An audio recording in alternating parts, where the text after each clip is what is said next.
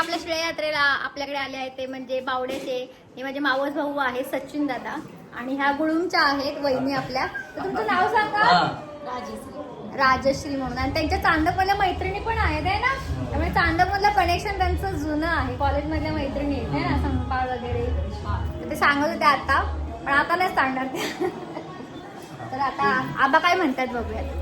हा सचिन याचे वडील कंडक्टर होते आमच्याकडे मुंबईला यायचे. त्यावेळी इतकी गर्दी असायची गाड्यांना की आम्ही सांगायचो आमचे पाहुणे आहेत आणि त्यांना फोन केला की त्या एका फोनवरती तिथं गाडी जागा बुक असायची. आणि आला होता तेव्हा. आणि याच्या लग्न झालं त्यावेळी मी तिला पाहिली होती. मी एकदा वेळेवरून खंडाळा जाताना ती एका ट्रकमध्ये होती. मला बरोबर नात्याचं तिने सांगितलं इतकी मेमरी शार्प आहे. आणि त्यांच्याकडे आम्ही गेलो होतो पुण्याला.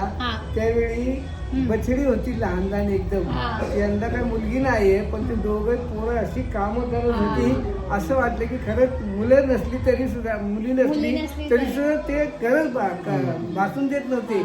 अगदी मुलीसारखीच कामं करायची. दोघं पण एकदम छान, एकदम त्यांनी छान ट्रेनिंग दिलं आहे वहिनींनी. आणि त्यांचं घर एवढं टापटीप आहे. मी बावड्याच्या जत्रेला तुमचा ब्लॉग केला आहे, तुम्ही तो नक्की पहा. आणि घरही छान आहे एकदम मस्त. आणि बावड्याची जत्रेचं स्पेशल पण आहे. तिथे काय असं दारूचं काहीतरी फटाके शोभेची दारू असते. त्यामुळे बावड्याच्या जत्रेला पण तुम्ही नक्की जावा आणि एन्जॉय करा.